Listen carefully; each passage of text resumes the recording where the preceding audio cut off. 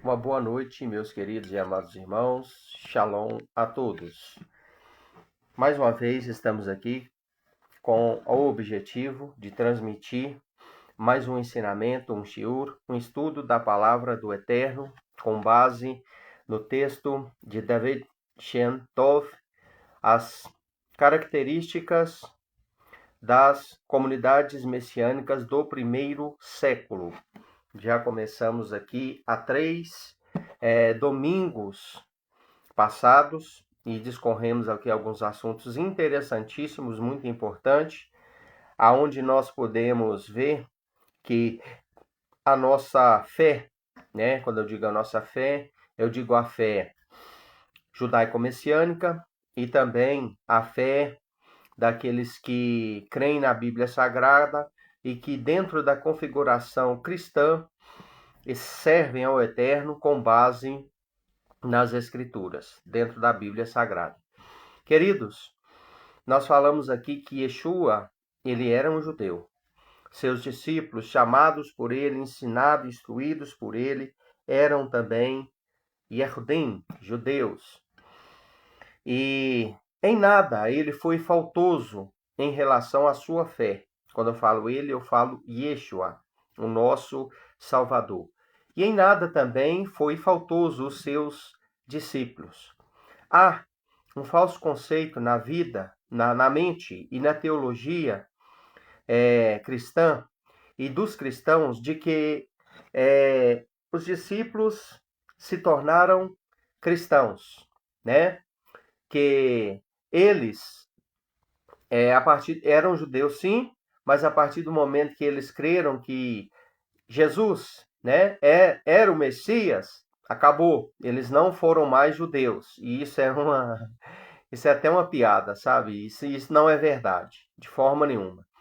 Eles eram judeus, permaneceram como judeus, viveram como judeus, morreram como judeus, estudaram como judeus, tiveram uma vida totalmente judaica, né?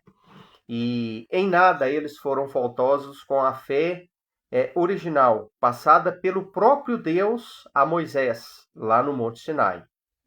Então, meus queridos, é muito importante nós entendermos isso. E o propósito deste ensinamento é mostrar para mim, para você e para todos os que tiverem contato, que vierem a ter contato com este ensinamento, que a comunidade messiânica primitiva, ela possuía uma característica, ela possuía características, ela possuía uma forma de ser completamente diferente daquilo que a gente costuma ver hoje dentro da comunidade chamada igreja nos dias de hoje, né? Muito comum as pessoas falar sobre a igreja primitiva, né? Mas a comunidade messiânica lá do primeiro século, ela tinha características que, infelizmente, a comunidade dos dias de hoje, a eclésia do dia de hoje, infelizmente, ela não possui, né? Ela abandonou, ela deixou de lado. Então, o propósito é fazer uma comparação, é te mostrar dentro da Bíblia, porque tudo que eu estou falando aqui, eu estou falando com comprovação histórica e bíblica. Eu estou mostrando dentro da Bíblia e estou mostrando também artigos históricos que comprovam aquilo que eu estou falando. Então, hoje, nós vamos aqui para a sétima característica que nós paramos aqui e falamos sobre elas aqui no domingo passado, né? A sétima característica diz assim: manifestavam em suas vidas os dons do Espírito. Era uma outra característica da igreja daquela época, ou da comunidade primitiva daquela época. Quando eu digo igreja, eu falo para você linkar, né? É uma expressão para você linkar a de hoje com aquela lá daquela época. Então, o correto falar é comunidade messiânica, né? Mas se você quiser entender, eu estou falando, né, para você, na sua mentalidade, entender, o público entender melhor a igreja, né? Porque é assim que as pessoas têm esse conceito. Então, a comunidade primitiva daquela época, eles manifestavam em suas vidas os dons do Ruach HaKodesh, ou seja, do Espírito.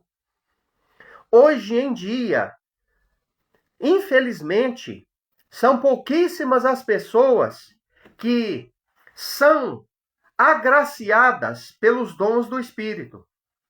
São pouquíssimas as pessoas que verdadeiramente veem em suas vidas a manifestação dos dons. Então, meus queridos, naquelas épocas eram comuns.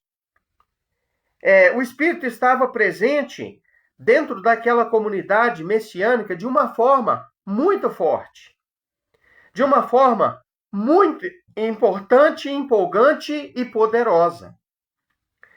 Então, meus queridos, a presença do Espírito e dos seus dons naquela época era muito forte. E isso hoje, infelizmente, se perdeu. São pouquíssimas as pessoas que manifestam dons do Espírito em suas vidas. E isso é importante. A presença do Espírito é importante. A presença do Ruach HaKodesh é importante, do Espírito Santo na nossa vida. Bem como também é importante o fruto do Espírito, né? Dom é uma coisa, fruto é outra. Quem tem dom, exibe fruto. Quem tem fruto, né, do Espírito, consequentemente, também tem a presença dos dons na sua vida. Então, o dom, ele vem pronto. O dom, ele vem já preparado, já é uma capacitação pronta e entra na minha vida e atua através de mim. O dom não é meu, é do Espírito, vem do Eterno e atua através de mim. Eu sou simplesmente um recipiente, uma ferramenta através da qual e pela qual o dom flui. O fruto, ele vem de dentro para fora.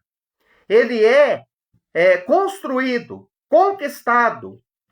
Ele vai crescendo a partir do momento que eu busco, que eu dou lugar, que eu procuro compreender e que eu vou praticando na minha vida a palavra de Deus, os mandamentos dela, a oração, a reflexão, o estudo da palavra, que vai me fazer compreender o que Deus quer de mim, o que o Eterno quer da minha vida. Então eu vou construindo o fruto.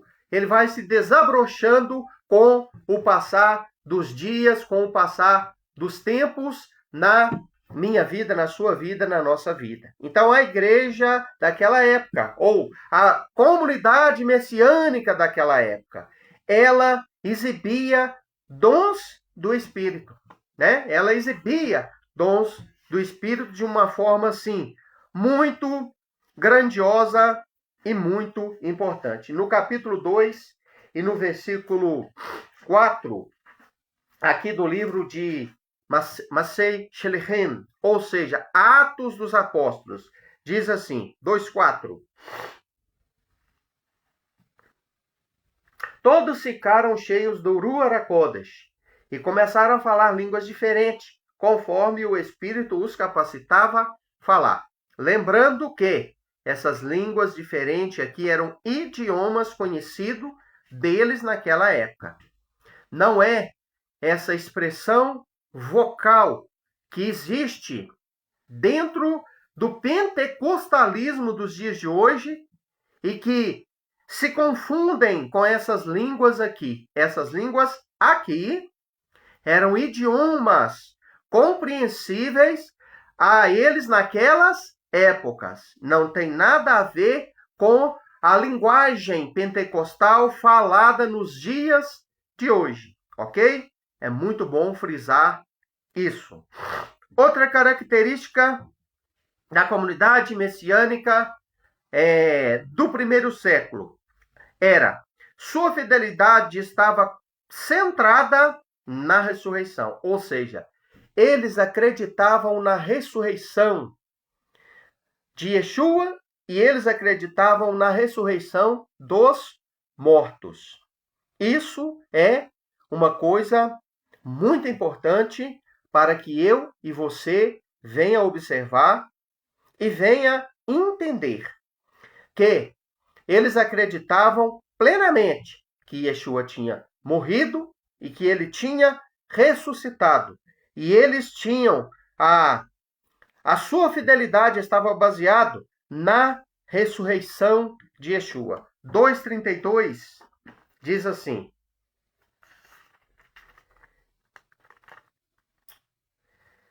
Deus ressuscitou este Yeshua e todos nós somos testemunha disso.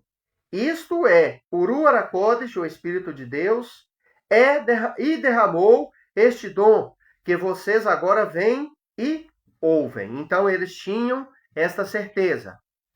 E eles proclamavam esta certeza de que Yeshua ressuscitou. E é importante eu e você saber disso. O que difere o Mashiach, o Shaliach, né, enviado pelo o Eterno? Um Shaliach, Yeshua era um Shaliach. O que é um Shaliach? Shaliach é um enviado de Deus. Yeshua foi um Shaliach, um enviado como Messias. Recebeu ele uma porção de azeite maior, né? Ele é o Shaliach enviado, né?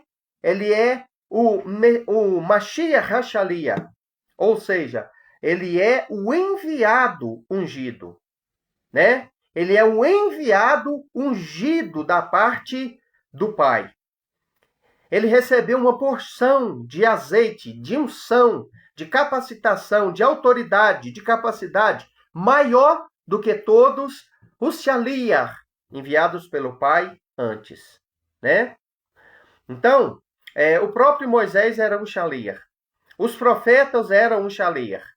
Um rei, um sacerdote, um sumo sacerdote, naquela época, ele era um Shaliach, né? E existia Shaliach, outros Shaliach em outras áreas. Por exemplo, quando um Shaliach, alguém, né, enviava alguém, um rei, por exemplo, enviava alguém com uma mensagem para outro alguém, aquela pessoa era um Shaliach, era um mensageiro, um enviado do rei para comunicar uma mensagem para um governante, para um rei daquela época, para um sacerdote. Quando um sacerdote ou sumo sacerdote enviava alguém com a missão de levar uma carta, de levar um livro, de levar uma mensagem para outro povo, para outra pessoa, para outro reino, aquela pessoa que transportava aquela mensagem era um Shaliach. Então, Yeshua foi um Shaliach, o Messias, Mashiach HaShaliach, né? O enviado, o Messias, o ungido, né? Da parte do Eterno. Então, queridos, Yeshua, ele veio ao mundo, ele veio a este mundo na qualidade de Shaliach. Ele foi enviado para poder trazer a salvação, para fazer capará, redenção em prol daqueles que viessem a crer e a se entregar à fé que ele viveu, a qual precisa ser abraçada e vivida como ele viveu também da mesma forma. E ele era um judeu, né? Zeloso, fiel. Então, o Eterno o ressuscitou de dentre os mortos. Ele é o Shaliach enviado, ungido, Mashiach, por causa disso, né? Porque as Escrituras afirmam claramente que o Eterno não deixaria seu filho, não deixaria o Mashiach, não deixaria o seu ungido na sepultura, que ele o tiraria da sepultura. Então é isso que diferencia Yeshua dos demais Shaliach enviado antes dele. O fato dele ser o Messias por um fato, né, tão importante que é o fato da sua ressurreição. Ressurreição essa da qual os Talmidim, discípulos, e os demais Shaliach, enviados, os emissários, aqueles que as pessoas chamam de apóstolos, né? Porque apóstolo também significa enviado, é um termo que vem de Shaliach. Então, queridos, é importante saber disso, que o fato que difere Yeshua dos demais enviados antes dele, né? Por exemplo, o rei David. O rei David foi um Shaliach. O rei Salomão foi um Shaliach. Enfim, então, estes personagens vieram nessa qualidade de pessoas ungidas e enviadas pelo Eterno para, em um determinado momento, trabalhar com o povo do Eterno, com a nação de Israel, com o povo de Israel, de alguma forma, de alguma maneira. Uns foram reis, outros sacerdotes, outros profetas. Então, todos eles vieram, muitos deles, na qualidade de Shaliach. Yeshua é o Shaliach maior, por ser ele o ungido, o Mashiach, que veio com uma unção, um azeite, né, uma capacitação superior e diferente à de todos os demais que vieram na qualidade de Shaliach. Então, Yeshua, ele morreu sim. Eles o dependuraram em uma estaca de execução. Eles o colocaram em um madeiro de morte. Porém, o Eterno o ressuscitou. E o texto bíblico aqui de Atos 2:32 fala claramente que isso foi testemunhado. Miriam de Magdala, Maria Madalena, ela viu com os próprios olhos, foi a primeira pessoa a ver ele ressuscitado.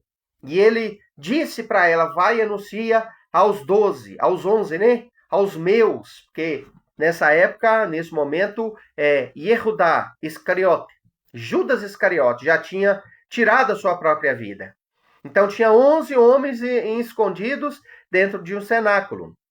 11 homens estavam ali escondidos dentro, né, de um cenáculo. Então, meus queridos, ela foi a primeira pessoa. Depois, Yeshua apareceu para os 11, lá dentro daquele local. A Bíblia fala também em Yohanan, aquilo que conhecemos como Evangelho de João, que Yeshua apareceu para eles em um momento que eles estavam pescando. Comeu peixe com eles e chupou favos de mel, depois de ressuscitado. Também ele apareceu a 2 discípulos no caminho de Emaús. Conversou com eles, foi até a casa deles, junto com eles. Depois ele comeu o pão ali, partiu o pão com eles e eles reconheceram que ele era o Mashiach e que ele tinha ressuscitado. Depois ele apareceu diante dos olhos de 500 pessoas e ele subiu aos céus. Da mesma forma, né? Ali presenciou isso 500 pessoas.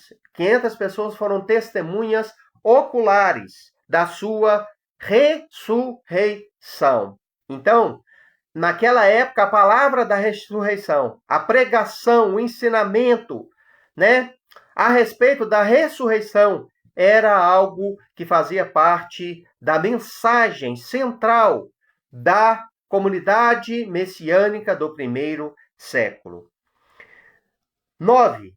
Emergiam segundo o rito judaico dos prosélitos. Já era, meus irmãos, um rito que judeus praticavam perante os prosélitos. Uma pessoa, para ser ingressada dentro do judaísmo, é lógico, né, um goim, um gentio, ele, para ser enxertado em Israel, para se tornar um judeu, ele precisava participar de uma cerimônia de mikveh, né? Uma espécie de batismo, de imersão lá naquela época. Porque, segundo a Torá, 2 coisas purificam, trazem purificação: o fogo e a água, né?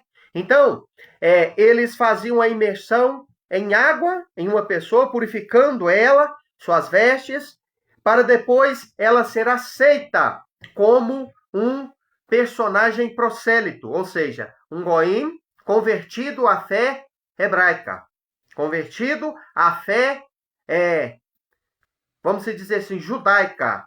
Então, conforme Atos 2:38 diz, nós podemos ver a palavra do Eterno aqui dentro deste texto dizer dessa forma: Pedro, respondendo-lhe, abandonem o pecado, voltem para Deus, e cada um de vocês sejam imerso pela autoridade de Yeshua, o Messias, para o perdão dos seus pecados, e vocês receberão o dom da Rua Rakodesh. Então, conforme como era o batismo naquelas épocas, como era a Tevlah, né? Significa imersão, feita naquelas épocas, era feita em nome de quem? Nós vemos este texto aqui dizer que era feito em nome de Yeshua. Não era feito em nome de uma trindade criada por Tertuliano. Não era feito em nome de uma trindade criada em concílios. Olha dentro de Atos dos Apóstolos, você que vai assistir esta mensagem, e por favor me responda. Tire uma referência dentro de Atos dos Apóstolos ou de qualquer uma epístola que a forma da imersão ou do batismo era em nome do Pai, do Filho e do Espírito. Não tem.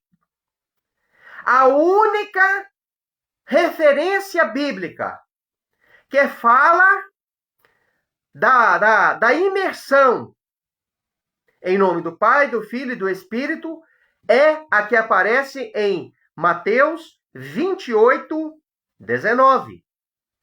E já está comprovado pela teologia e pela história que este texto ele sofreu com o passar dos anos, dos séculos, a influência litúrgica da Igreja Católica Apostólica Romana, que inseriu dentro da Bíblia, dentro do texto bíblico, esta expressão, que no seu original é ide a todo mundo, imergi, fazer a imersão das pessoas em meu nome. Aí eles colocaram a expressão litúrgica em nome do Pai, do Filho e do Espírito Santo. Lógico, né? Para apoiar o dogma da Trindade. Ah, pregador. Ah, irmão Rodrigo, você está louco. Você está doido. Não. Eu tenho como provar para você. Quer ver? Eu tenho como falar isso e provar isso para você. Está aqui. Bíblia de Jerusalém. Uma Bíblia católica. Abrindo esta Bíblia no Evangelho de Mateus, no capítulo de número 28, mais precisamente, dentro do versículo 19, vamos lá, nós encontramos este texto. E esta Bíblia tem uma nota de rodapé. E na nota de rodapé está escrito o seguinte. Vamos procurar aqui. Mateus 28, a partir do versículo 1.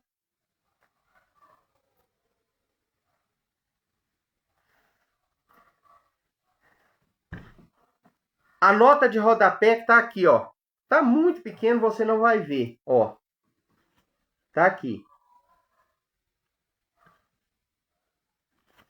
Bíblia de Jerusalém.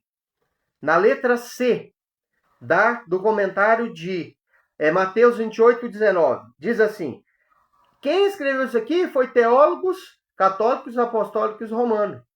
Eles próprios confessam, com a boca deles, com a escrita deles, que este texto ele foi enxertado, inserido, e que ele não consta nos originais antigos. Que ele foi adaptado posteriormente pelos concílios. Quem fala foi eles, não é eu. Eu só estou repassando a informação.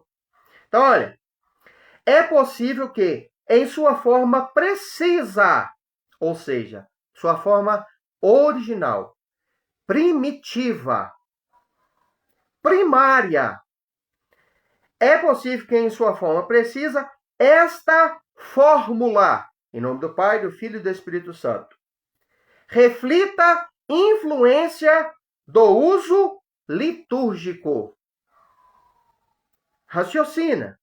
Então, é possível, eles dizendo, né? Eles próprios confessando, que, em sua forma precível, essa fórmula de batismo, né, se reflita a influência de uso litúrgico. Ou seja, eles estão confessando que a fórmula de batismo original não era esta que aparece aqui, que esta forma veio parar dentro das Escrituras por influência litúrgica, ou seja, a Igreja Católica Apostólica Romana, os pais da Igreja, o Concílio de Nicéia, deu um jeito de formular através da pena de Tertuliano essa doutrina, que era uma doutrina pagã de um Deus trino, e inserir ela dentro deste texto, dentro desta fórmula batismal. Deus errado. Ou seja, o que significa a palavra errado? Único, indivisível, incorpóreo e atemporal. Então, ele é um. Ele não é três, ele não é dois. Ele é um. Quem falou que ele é três foi a teologia romana, que formulou isso com base em doutrinas pagãs. Já falei aqui, volto a repetir. A Trindade é de origem pagã.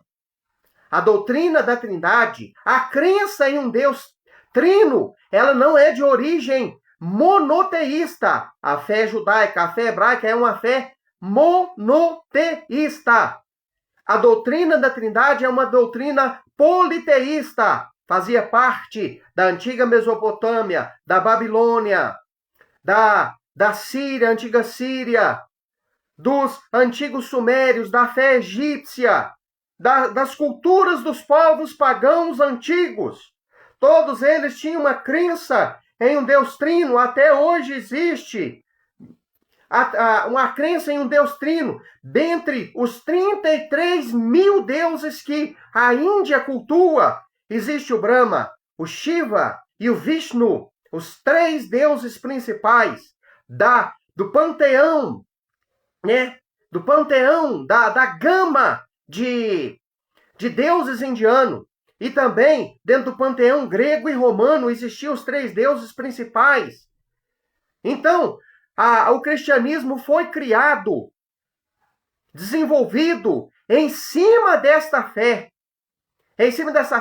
paganizada. Os primeiros cristãos que converteram-se em massa naquelas épocas, queridos, eram pessoas oriundas dessas ramificações de fé pagã, que estavam entregando para a fé oficial de Roma, até templos construídos em favor de Diana, Astarote, Baal, né? Asherá, e várias divindades pagãs daquela época. Então esses sacerdotes fizeram pactos, vínculos com Roma, né? E aí a fé cristã cresceu em cima disso. Então, para agradar estes povos, né? Esses goim, gentios, mesclaram, sincretizaram a fé pagã com a fé, nova configuração de fé criada por Roma, né? Oficializada por Constantino, desenvolvida pela pena dos teólogos católicos apostólicos romanos, chamados de os pais da igreja, doutrina semelhante a essa doutrina. Então vamos voltar aqui para o texto. Olha, É possível que em sua forma precisa, esta fórmula reflita a influência do uso litúrgico posteriormente. Então, o que os próprios teólogos estão falando? Que esta fórmula foi inserida posteriormente. Pronto. É isso que está falando aqui. E que originalmente, em seu estado primário, a fórmula de batismo não era essa. Vamos lá. Fixando na comunidade primitiva, então, sabe-se que o livro de Atos dos Apóstolos fala em batizar em nome de Jesus. Aqui ele põe Jesus, mas é em nome de Yeshua. O nome do Filho de Deus é Yeshua e não Jesus. Né? Mas entenda como Jesus. Então, o livro de Atos dos Apóstolos, irmão, procura. Não tem essa fórmula. E tem 36 referências sobre batismo dentro de Atos dos Apóstolos. Agora eu te pergunto, por quê? Por que não aparece em nenhum versículo dentro do texto de Atos a fórmula batismal em nome do Pai, do Filho e do Espírito Santo, se esta é a ordem de Jesus na grande comunção? Sabe por quê? Porque os apóstolos não conheceram isso. Quem inventou isso, inventou posteriormente. Eles não sabiam disso. Vocês estão entendendo? Ah, mas como que você prova? Está provado. Aqui, ó. A própria Igreja Católica, na nota de rodapé, confessa isso. Pronto. Entendeu, meu querido? Qual é a fórmula de batismo real e verdadeira? Eu te batizo em nome de Yeshua para a remissão de pecado. Foi assim que os apóstolos batizaram, imergiram, fizeram a tevilá de todos os achegados à fé israelitas naquelas épocas. Ah, então esse texto de Mateus é um enxerto. Sim, é um enxerto. Ele não consta dentro dos textos sagrados originais, antigos, nos códex, que é chamado, né? Nas frações antigas de fragmentos bíblicos que ainda tem nos museus. Não consta essa expressão em nome do Pai, do Filho e do Espírito, somente em nome de Yud-Shem Vav-Ai, que significa Yeshua. Eram batizados todos naquelas épocas. Então, sabe-se que o livro dos Atos fala sobre batizar em nome de Yeshua, né? Aqui tem várias referências. Mais tarde deve ter se estabelecido a associação do batizar as três pessoas da Trindade. Quaisquer que tenham sido as variações neste ponto, a realidade profunda permanece a mesma. O batismo une a pessoa ao Salvador. Então, aqui só essa referência aqui que eu queria ler para você. A comunidade primitiva sabia disso. Sabia que a ordem de Yeshua não foi ir de batizar em nome do Pai, do Filho e do Espírito Santo, e de batizar em meu nome. E outra coisa que eu quero falar dentro deste ponto. Eles não faziam a imersão de ninguém, porque não existe esse negócio, né, de aspersão. Existe imersão. O que a própria expressão imersão já está falando. O que é imergir? É mergulhar totalmente. Né? Não existe esse negócio que muitas igrejas fazem hoje, inclusive o catolicismo romano e presbiterianos e outras denominações, fazem o batismo por aspersão. Se pega uma canequinha, uma cuinha, uma cumbuquinha de um pouquinho de água e eu te batizo em nome do Pai, do Filho e do Espírito Santo. Isso nunca foi, nunca é e nunca será batismo. Batismo significa imersão, mergulho total do corpo de uma pessoa desde a planta dos pés até o alto da cabeça. Significa sepultamento. Quem de vocês já viu enterrar alguém pelas metades? Se batismo é igual a sepultamento, então, qual de vocês já viu enterrar a metade de alguém dentro da terra e deixar a metade para fora? Enterrar o corpo inteiro e deixar um braço para fora? Ninguém faz isso. Quando se sepulta uma pessoa, se sepulta ela a mais de 1 metro abaixo do nível do solo, né? Coloca ela lá no fundo e coloca terra em absolutamente tudo, tudo, tudo, tudo. Então, batismo é a mesma coisa que sepultamento do velho homem, da velha pessoa, das velhas manias, para a ressurreição de um novo homem segundo a imagem de Yeshua, que é o nosso modelo de fé, que viveu, né, a Torá, os ensinamentos de Deus, obedecendo-os de uma forma irredutível e perfeita, plena, dando exemplo para mim e você que nós podemos obedecer e devemos obedecer também. Então, meus queridos, essa é outra característica da comunidade primitiva do primeiro século. Eles faziam a imersão em nome de Yeshua apenas, segundo Atos, e todo o restante da Brit Hadashah fala isso de uma forma clara. Não existe esse negócio de que o batismo foi feito em nome de uma trindade. Não, a trindade é uma doutrina pagã. E muito menos existia o batismo por aspersão. A fórmula de batismo era por imersão. Então, você que foi batizado em nome do Pai, do Filho e do Espírito Santo, você não recebeu o verdadeiro batismo. Sinto muito em te dizer isso. E você que foi batizado por aspersão, muito menos você recebeu ainda o verdadeiro batismo. Aí que piorou mesmo a sua situação. Ainda dá tempo de você fazer o verdadeiro batismo, né? Feito em nome de Yeshua e te mergulhando totalmente em águas de preferência corrente. Para finalizar, o mikve era realizado em nome de Yeshua, né? O mikve, capítulo 8, versículo 16 de Atos, diz assim. 8:16.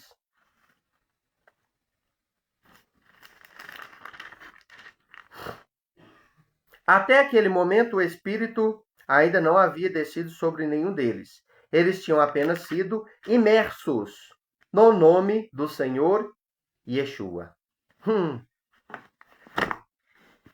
É uma cerimônia que o povo judeu tem semelhante ao batismo.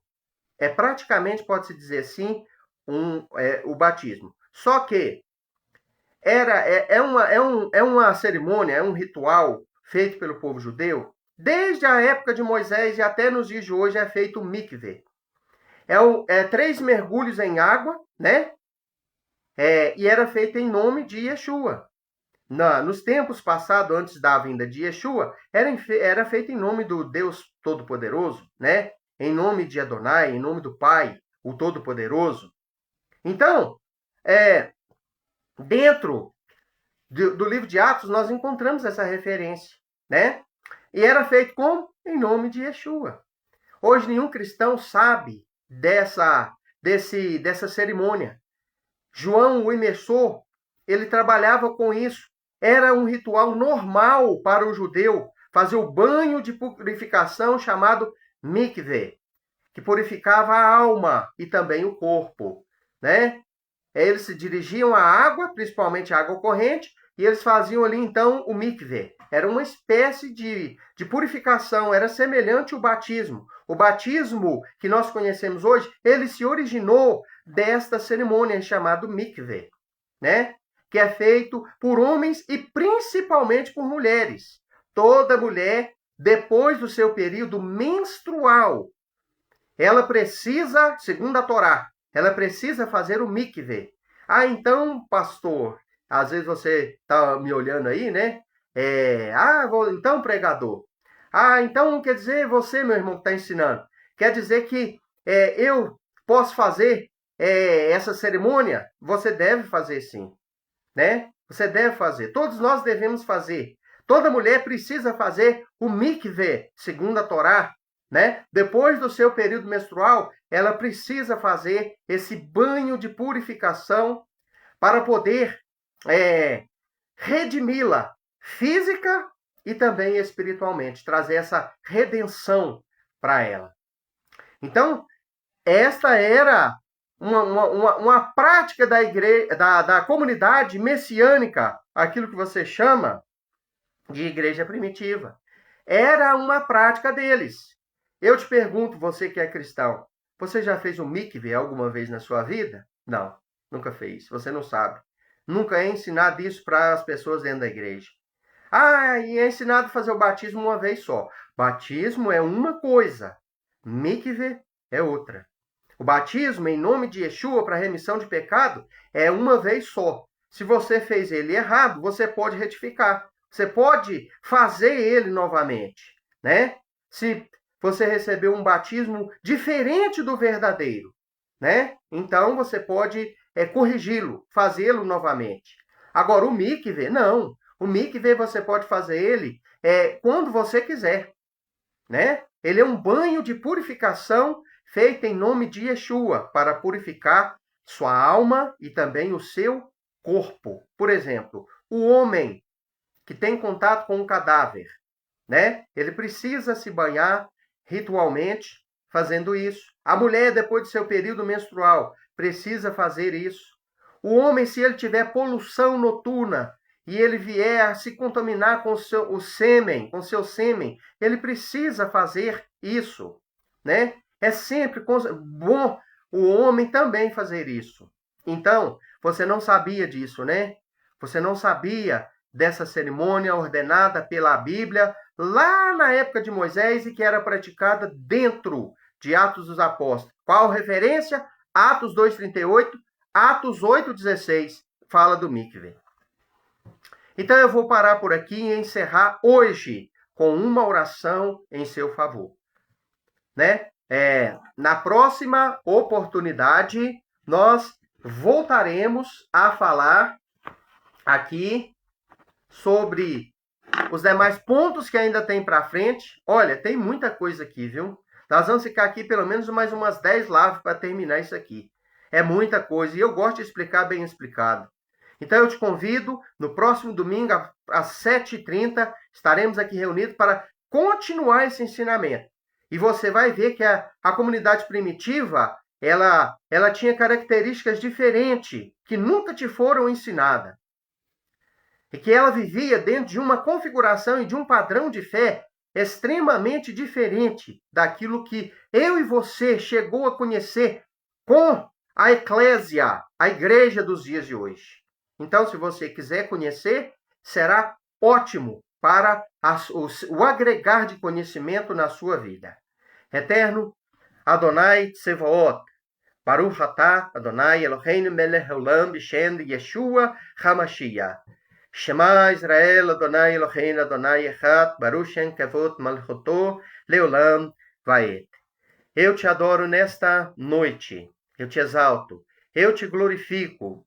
Eu bendigo o teu santo e sagrado nome, ó Eterno, tu que és Echad, o Deus de Israel. Peço que o Senhor abençoe a vida das pessoas que vão assistir esta live. Peço que o Senhor abençoe minha vida, perdoe meus pecados, meus erros, minhas falhas. Também peço em favor da vida das pessoas que estão lá do outro lado. Ajude-nos, Pai, a compreender a sua vontade. Ajude-nos a entender a sua palavra. Ajude-nos a compreender o teu desígnio, o teu desejo, aquilo que o Senhor propôs para nós. Ajude-nos na nossa fraqueza, Eterno. Ajude-nos a nos livrar de ensinamentos errados e de ensinamentos, meu Senhor, distorcidos. Ajude-nos a nos livrar da ignorância, da heresia, da mentira e de ensinamentos ensinados pela metade. Ajude-nos a nos aproximar do Senhor, baseado na verdade, Eterno. Ajude-nos a compreender o que plenamente o Senhor tem proposto para nós. Abra os nossos olhos, dai-nos um coração entendido. Abençoe a nossa noite da mesma forma que o Senhor abençoou o nosso dia. Abençoe a semana de trabalho que vai iniciar para muitos, que já iniciou para nós, o povo do Senhor, ó Eterno, dentro deste dia, o domingo. Muito obrigado, Pai, que as tuas bênçãos estejam sobre as nossas vidas e que possamos ver o nosso lar cheio da luz, cheio da graça de nosso Salvador Yeshua, do Deus eterno, do Senhor, ó Pai, o Deus soberano, através da pessoa do Mashiach. Eu te louvo, eu te exalto, eu te adoro e peço as tuas bênçãos, ó Deus Todo-Poderoso, fiel e justo, no nome de Yeshua. Amém. Que o Eterno te abençoe, te dê uma noite abençoada, abençoe a sua família. Quero mandar aqui um abraço, né, para o nosso irmão João Carlos Vicentini, nossos irmão, né, amado, que sempre coopera conosco. Shalom para o irmão, ele está dando a saudação, né? E para todos os demais irmãos que estão assistindo esta live, que o Eterno vos abençoe em nome de Yeshua.